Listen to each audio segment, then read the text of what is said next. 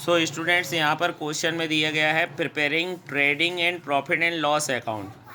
मतलब आपको यहाँ पर जैसे अभी हमने बनाया था ये इस तरह से, जिसमें आप देख रहे थे ना trading and profit and loss account बना हुआ था, जिसमें आप देख रहे थे कि ऊपर का जो भाग था ये पूरा का पूरा हमारा ट्रेडिंग का भाग था, वो नीचे वाला भाग जो था वो प्रॉफिट लॉस अकाउंट का भाग था।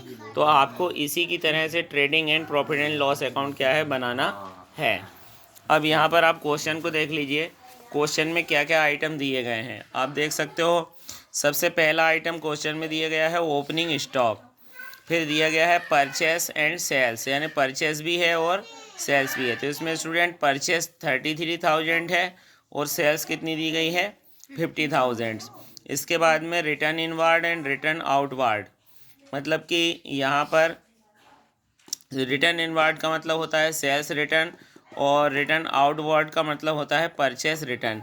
तो सेल्स रिटर्न ये है 600 और परचेस रिटर्न ये है कितनी 800। इसके बाद में डायरेक्ट एक्सपेंसेस दिए गए हैं 2400 और इनडायरेक्ट एक्सपेंसेस भी दिए गए हैं। एसेट्स विद लाइबिलिटीज़ दिया गया है, कैपिटल दिया गया है। इसके बाद दिया गया है student closing stock 8,000 rupees. Okay, तो आप इन सब चीज़ों को लेकर के यहाँ पर trading and profit and loss account को तैयार कर सकते हैं। तो आइए हम तैयार करते हैं trading and profit and loss account. यहाँ पर हम नाम लिखेंगे ट्रेडिंग, ये ट्रेडिंग भी है और ट्रेडिंग के साथ में क्या है and profit and loss account. तो इसमें ट्रेडिंग भी है और प्रॉफिट एंड लॉस अकाउंट भी है। अब अकॉर्डिंग टू क्वेश्चन यहाँ पर हम देखते हैं क्वेश्चन में से ये ओपनिंग स्टॉक आपका आ जाएगा ट्रेडिंग अकाउंट में, परचेस आ जाएगा ट्रेडिंग अकाउंट में, सेल्स आ जाएगा ट्रेडिंग अकाउंट में। तो हम यहाँ पर देख लेते हैं कि ओपनिंग स्टॉक ट्रेडिंग में आएगा, परचेस और सेल्स भी ट्रेडिंग में आएगा, रिटर्न इनवार्ड और रिटर्न आउटवार्ड ये भी ट्रेडिंग में आएंगे, डायरेक्ट एक्सपेंसेस भी ट्रेडिंग अकाउंट में आ जाएंगे। ओके, इनडायरेक्ट एक्सपेंसेस जो है ये प्रॉफिट लॉस अकाउंट में आएंगे और एसेट्स और लाइबिलिटीज़ और कैपिटल जो है ये बैलेंस शीट में आने वाली चीज़ें हैं। ये किस में आने वाली चीज़ें हैं बैलेंस शीट में। और हाँ, ये क्लोजिंग स्टॉक दिया गया है ये भी अपना ट्रेडिंग अकाउंट में आ जाएगा। तो चलिए हम इन चीज़ों को लिखते हैं, कौन कौन सी चीज़ें यहाँ पर ट्रेडिंग अकाउंट में हमें लेना है।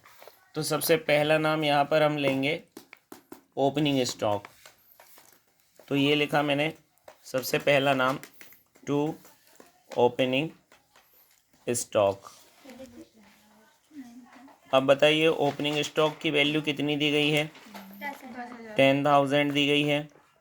अगला नाम लिखा हुआ है स्टूडेंट परचेस नंबर सेकंड पे, तो यहाँ लिख लोगे आप टू परचेस। अब सबको पता है परचेस को अपन कहाँ लिखते हैं, यहाँ पर 33,000 यहाँ पर लिखते हैं और यहाँ पर परचेस में से माइनस कर दिया जाता है क्या चीज़ रिटर्न।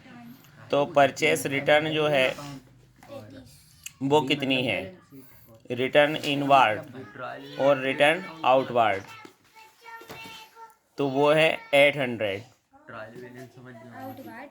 आउटवार्ड। रिटर्न आउटवार्ड जो होता है वो आपका परचेस रिटर्न होता है, तो 800 है।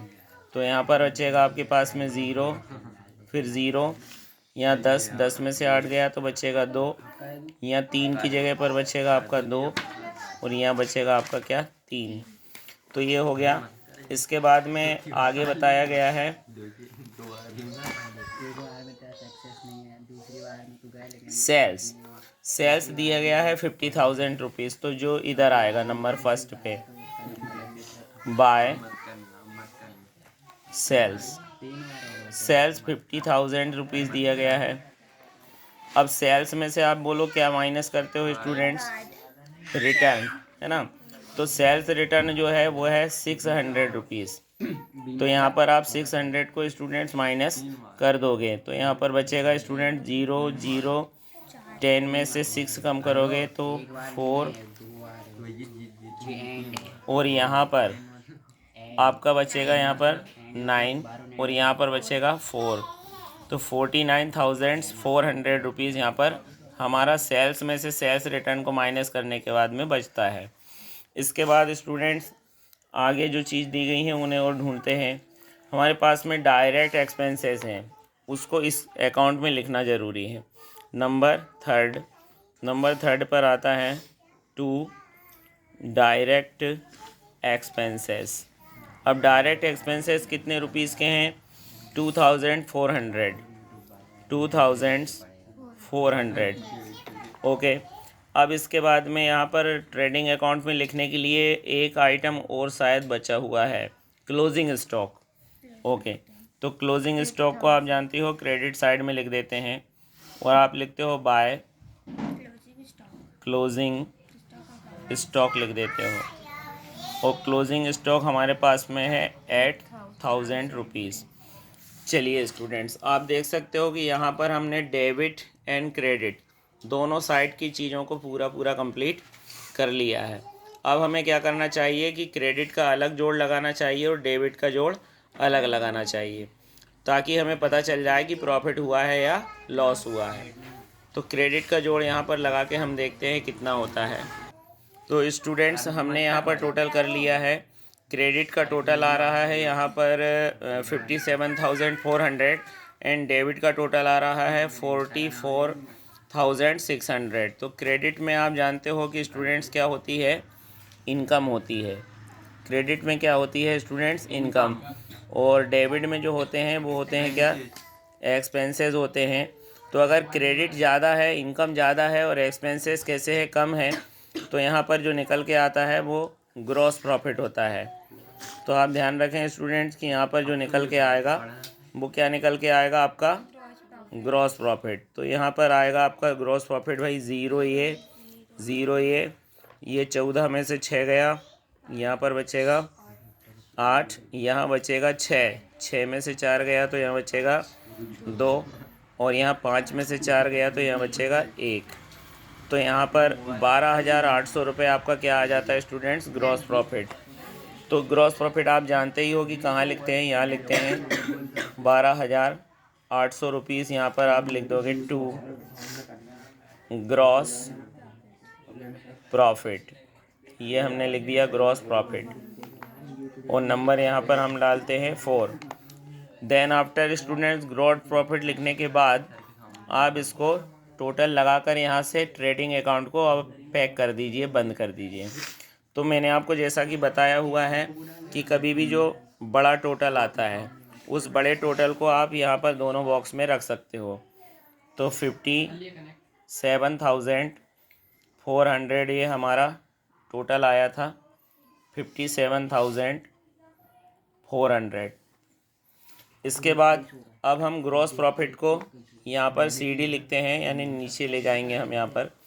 तो यहाँ लिखेंगे नंबर फर्स्ट पे यही 2 यहाँ पर बाय ग्रॉस प्रॉफिट और यहाँ लिखना पड़ेगा आपको ब्रॉड डाउन, और जो ग्रॉस प्रॉफिट उधर से निकल के आया है उसे यहाँ पर लिखना पड़ेगा आपको 12,800 रुपीज़। अब इसके बाद में इस अकाउंट में क्या कंटेंट आने का है, तो यहाँ पर आप क्वेश्चन को देख सकते हो। ये ट्रेडिंग अकाउंट में चला गया, ये भी ट्रेडिंग में ये दोनों बैलेंस शीट का है, ये भी ट्रेडिंग का है। यहाँ पर एक ही है जो इनडायरेक्ट एक्सपेंसेस। देखो आप बुक में इनडायरेक्ट एक्सपेंसेस ही ऐसा है जो कि किस में आने का है? प्रॉफिट लॉस अकाउंट में आने का है। तो इनडायरेक्ट एक्सपेंसेस आपके कितने रुपीज़ के बताए गए हैं स्टूडेंट्स? 5,400 है ना, 5,400। ओके, तो इनडायरेक्ट एक्सपेंसेस 5,400 आप यहाँ पर लिख लोगे। तो यहाँ पर हमें लिखना है नंबर फर्स्ट, और नंबर फर्स्ट पे आप लिखोगे 2 इनडायरेक्ट एक्सपेंसेस। इनडायरेक्ट एक्सपेंसेस वो हैं 5,400। तो स्टूडेंट्स आप देख सकते हो कि हमने ये प्रॉफिट लॉस अकाउंट जो नीचे का भाग बनाया है इसमें क्रेडिट में लिखा हुआ है 12,800 और डेबिट में लिखा हुआ है कितना 5,400। तो हम यहाँ माइनस करके देखते हैं कितना नेट प्रॉफिट निकलता है। आप जानते हो कि इस साइड इनकम हमारी ज़्यादा है और एक्सपेंस हमारे क्या हैं, कम है।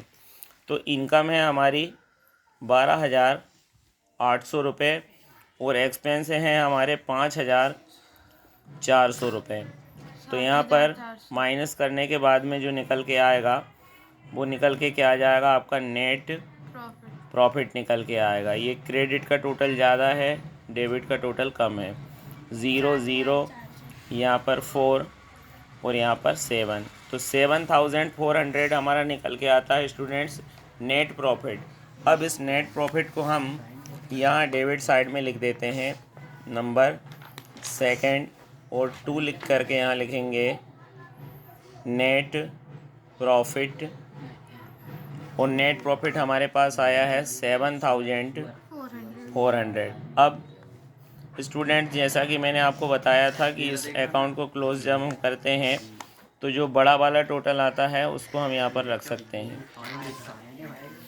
तो वो है हमारे पास में 12,800 यहाँ पर ये, और यहाँ पर भी है हमारे पास में 12,800। तो इस तरह से स्टूडेंट्स आपने ये trading and profit and loss account तैयार कर लिया है। ये आपकी बुक का क्वेश्चन नंबर 8 कंप्लीट हो गया है। Okay, thank you very much. Channel को लाइक और सब्सक्राइब करें। Have a nice day.